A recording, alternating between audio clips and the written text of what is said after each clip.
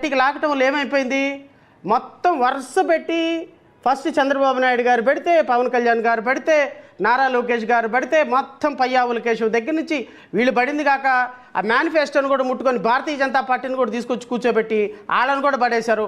వరుస పెట్టి మంత్రులు, ముఖ్యమంత్రులు, ప్రభుత్వం మొత్తం వరుస పెట్టి బొర్ల పడ్డారు. బొక్కబార్లా ఎందుకు పడ్డారు? ఎవరో నీబోటి వాళ్ళు దగ్గర ఇంట్లో సూది పోయిందంట ఆమెకి. పక్కింటి ఆమెను అడిగిందంట, ఏమే నాకు సూది పోయింది, సూది దొరకటం లేదు, సూది కోసం ఎట్లా ఎతకాలి అంటే, దొరుకుద్దిలేవే సూది ఏమో కదా, ఈరోజు కాకపోతే రేపైనా దొరుకుద్దిలే అందంట. కాదు ఆ వెనకింట్లో సోది ఒకడు బాగా చెప్తాడు, నా సూది ఎక్కడికి వెళ్ళిందో కనుక్కోవాలని సోది దగ్గరికి వెళ్తాను, సో ఆడైతే ఎక్కడ పోయిందో సూది చెప్తారని చెప్పేసి భర్తను తీసుకొని చేయి పెట్టుకొని సోది చెప్పే ఆమె దగ్గరికి వెళ్ళిందంట.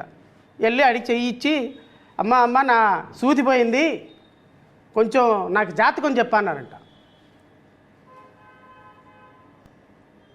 సూది పోయిందని సోది దగ్గరికి వెళ్తే పాత రంకులన్నీ బయటపడినట్టు ఆ జాతకం చెప్పేవాడు ఈమెకున్నటువంటి సంబంధాల గురించి మొత్తం చెప్పాడంట భర్త ముందే. ఎట్లా ఉంది తెలుగుదేశం పార్టీ పరిస్థితి? సూది పోయిందని సోదికి వెళ్తే పాత సంబంధాలన్నీ బయటపడినట్టుగా ఒక పవిత్రమైనటువంటి తిరుమల వెంకటేశ్వర స్వామి యొక్క పవిత్ర ప్రసాదాన్ని ఒక రాజకీయ పార్టీ ముసుగులో ఇంకొక వ్యక్తి మీద బురద జల్లాలని చూస్తే ఏమైపోయింది? నేను ఎంత రిక్వెస్ట్ చేసినా అబ్బే వినకుండా లాగి సోదికెళ్ళారు. సోదికెళ్తే ఏమైపోయింది? ఇదిగో మొత్తం రంగులన్నీ బయటపడిపోయాయి. ఈరోజు రాష్ట్ర ప్రజల దగ్గరికి నేను రావటానికి, రాష్ట్ర ప్రజల ముందుకు నేను రావటానికి ఒకే ఒక కారణం, శ్రీ వెంకటేశ్వర స్వామి ప్రసాదంలో శ్రీ వెంకటేశ్వర స్వామి ప్రసాదాన్ని పందికొవ్వు, ఎద్దుకొవ్వు, ఫిష్ ఆయిల్ కలిసింది. ఇది అపవిత్రమైంది.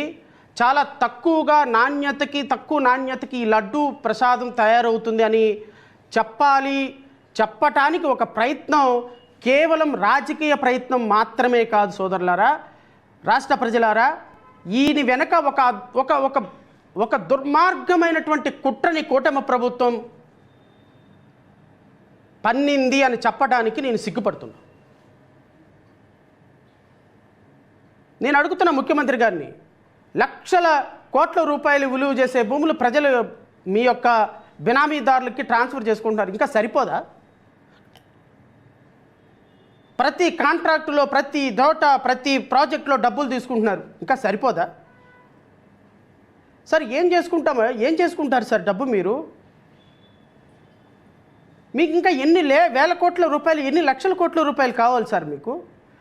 పవిత్రమైనటువంటి తిరుమల వెంకటేశ్వర స్వామిని కూడా మీరు మీ అక్రమాలకి, మీ హెరిటేజ్లో ఆదాయం కోసం వాడుకుంటూ, ఆ ఆదాయాన్ని ఎక్కడ భక్తులందరూ క్వశ్చన్ చేస్తారో, మాలాంటి వాళ్ళందరూ క్వశ్చన్ చేస్తారో అని వెంకటేశ్వర స్వామి ప్రసాదం అపవిత్రమైందనేటువంటి ఒక మాట చెప్పి దానికి మీ మీడియా మొత్తాన్ని కొమ్ము కాసేటట్టు చేశారే, ఇంతకంటే సిగ్గుచేటు, ఇంతకంటే అపవిత్రం, ఇంతకంటే శాపం ఇంకేమన్నా ఉందా మీకు? నేను ముఖ్యమంత్రి గారిని, ఉప ముఖ్యమంత్రి గారిని కూడా కోరుతున్నా, వారిని అడుగుతున్నా, మీ ప్రభుత్వాన్ని నేను అడుగుతున్నా, ఈరోజు తిరుమల లడ్డూ మీద మీరు చేసినటువంటి ఆరోపణలకి ఒక్క ఆధారమైన రాష్ట్ర ప్రజల ముందు పెట్టగలిగారా? మీరు దేనికోసమైతే ఆరోపణలు చేశారో, ఏ హెరిటేజ్ కంపెనీలో షేర్ల కోసమైతే ఆలోచన చేశారో, ఏ హెరిటేజ్ కంపెనీల ఆదాయం కోసమైతే మీరు రూపకల్పన చేశారో, ఏమైపోయింది ఈ రోజున? ఏమైపోయింది సార్? మీ షేర్ వాల్యూ డమాల్ అయిపోయింది. వెంకటేశ్వర స్వామి శాపం ఆల్రెడీ మీ మీద మొదలైంది. ఆల్రెడీ పవన్ కళ్యాణ్ గారి మీద మొదలైంది, పవన్ కళ్యాణ్ గారి పార్టీ మీద మొదలైంది. మెట్లు కడిగిన శుభ్రం చేయడానికి, మెట్లు కడిగి శుభ్రం చేసినటువంటి శుభ్రం ఆ విధంగానే మెట్లు కడిగినట్టుగా మీ జనసేన పార్టీని కూడా కడిగే పనిలో వెంకటేశ్వర స్వామి ఉన్నారు. మీరు మెట్లు కడిగి ధూళిని శుభ్రం చేసినట్టుగా వెంకటేశ్వర స్వామి మీ జనసేన పార్టీని శుభ్రం చేసి క్లీన్ చేసే పరిస్థితిలో ఉన్నారు. ఆల్రెడీ తెలంగాణలో ఒక ఇంట్లో 6 రోడ్లు ఉన్నాయంట. ఆ ఇంట్లో పెద్ద ఆయన పోటీ చేశాడంట. పెద్ద ఆయన ఓటుతో పాటుగా ఆయనకు కూడా 6 ఓట్లు రావాలి. వాళ్ళ ఆవిడ, వాళ్ళ 2 పిల్లలు, వాళ్ళ కోడలు 2 ఓట్లు బండి అంట. అంటే బహుశా ఆయన ఓటు ఆయనకి వేసుకొని వాళ్ళ భార్య ఆయనకో ఎవరికో ఓటేసి ఉంటారు.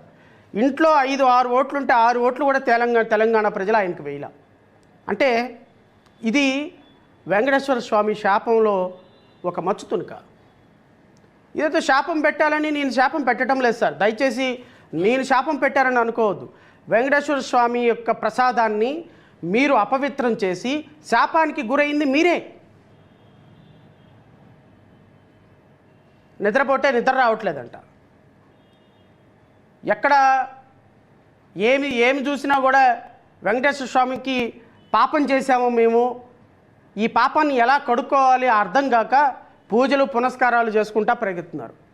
నేను నిన్న పవన్ కళ్యాణ్ గారిని చూసే, ఏంది ఈయన పవన్ కళ్యాణ్ గారు మొట్టమొదటిసారికి ఎప్పుడు లేదు 4-3 నామాలు పెట్టాడు అని. ఆల్రెడీ మొదలైపోయింది ఆయనకి ప్రాయశ్చిత్తం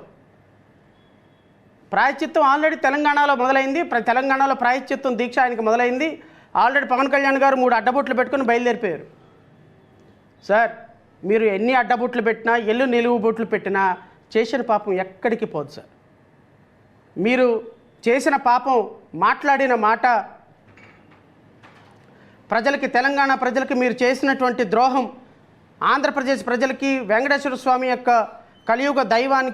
కలియుగ దైవానికి సంబంధించి మీరు మాట్లాడినటువంటి మాటలు ఎక్కడికి పోవు సార్, ఎక్కడికి పోవు. ఎందుకంటే మీరు మాట్లాడినటువంటి మాట, మీరు తీసుకున్నటువంటి డిక్లరేషన్, సనాతన ధర్మాధికారిని మీరు తీసుకున్నటువంటి డిక్లరేషన్ ఎక్కడికి పోదు సార్. ఎందుకు అంటే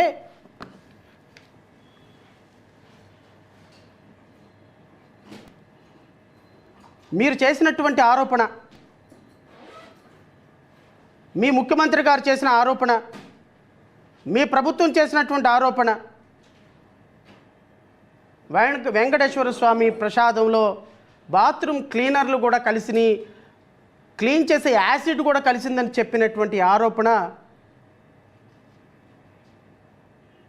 అది బొట్లు పెట్టుకుంటే పోదు సార్. ఈరోజు నేను ఈ ప్రెస్ మీట్కి రావడానికి ప్రత్యేకమైన కారణం, ఒక రాష్ట్ర ప్రభుత్వం, ఒక రాజకీయ పార్టీ,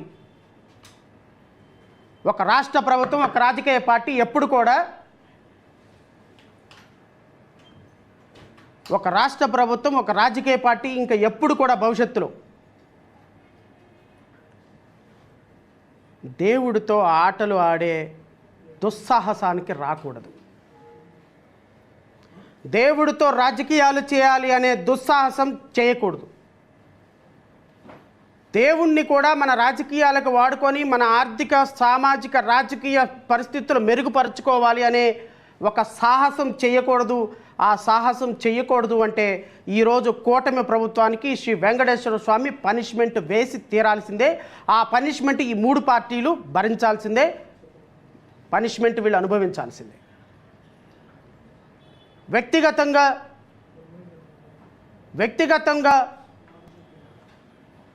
వారి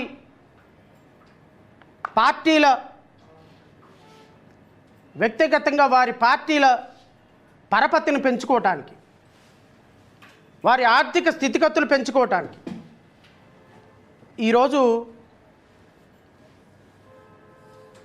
వెంకటేశ్వర స్వామిని కూడా రాజకీయాలకు వాడినటువంటి ముఖ్యమంత్రి, తప్పు చేశామని తెలిసి కూడా, రాష్ట్ర ప్రజలందరూ ఒక్కసారి గమనించండి, రాష్ట్ర ప్రజలందరూ ఒక్కసారి ఆలోచించేయండి. వెంకటేశ్వర స్వామిని తప్పు చేశామని తెలిసినప్పటికీ కూడా వారి మీడియాలో ప్రసారం చేసిన కథనాలు ఒక్కసారి మీరు చూడమని కోరుతున్నాను. నేను దయచేసి పదే ఇన్నిసార్లు మాట్లాడుతున్నందుకు నేను క్షమించమని కోరుతున్నాను రాష్ట్ర ప్రజలు. ఎందుకు అంటే ఈరోజు చంద్రబాబు నాయుడు చేసినటువంటి సాహసం, చంద్రబాబు నాయుడు చేసిన సాహసాన్ని వెంకటేశ్వర స్వామి ఏదైనా చేస్తాడు అన్న భయం కూడా లేకుండా దాన్ని కొనసాగించిన పవన్ కళ్యాణ్ చేసిన సాహసాన్ని, పవన్ కళ్యాణ్, చంద్రబాబు నాయుడు ఒక రాజకీయ పార్టీ అధ్యక్షులుగా ఒక ఆరోపణ చేసినప్పుడు ఆ ఆరోపణలో నిజమెంతో తెలియకుండా, ఆ ఆరోపణలు రాజకీయపరమైనటువంటి ఆరోపణలను తెలిసి కూడా దాన్ని క్యారీ చేసినటువంటి కొన్ని వందల మీడియా సంస్థలు ఈరోజు తిరుమల ప్రసాదాన్ని అపవిత్రం చేసేదానికి ఒక కారణం హెరిటేజ్ సంస్థల్లో కొన్ని వేల కోట్ల రూపాయలు ఆస్తులు పెంచుకోవటానికి అని తెలిసిన రోజున ఎంత బాధ అనిపిస్తుందండి.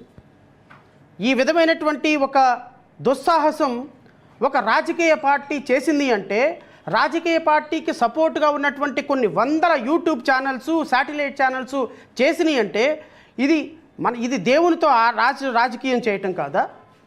ఇది దేవునితో ఆటలాడటం కాదా? దేవుని సొమ్మును అడ్డం పెట్టుకొని, వెంకటేశ్వర స్వామి కలియుగ దైవాన్ని అడ్డం పెట్టుకొని, ఈరోజు రాష్ట్ర ప్రజల ఎమోషన్స్ని అడ్డం పెట్టుకొని ఒక రాజకీయ పార్టీని బదనాం చేయాలి అని వారి ఆస్తులు పెంచుకునే ఆలోచన కాదా? ఇలా రేపొద్దునైనా ఇంకొకళ్ళైనా ఒక రాజకీయ పార్టీని ఆలోచన చేసి రేపొద్దున కూడా ఈ విధంగా వారి యొక్క ఎమోషన్స్ని కనెక్ట్ చేయడానికి, వాళ్ళ ఆలోచనల్ని రిస్ట్రిక్ట్ చేయడానికి ఈరోజు వెంకటేశ్వర స్వామిని వాడచ్చు, తిరుమల వెంకటేశ్వర స్వామిని వాడచ్చు, శ్రీశైలం మల్లన్న వాడచ్చు.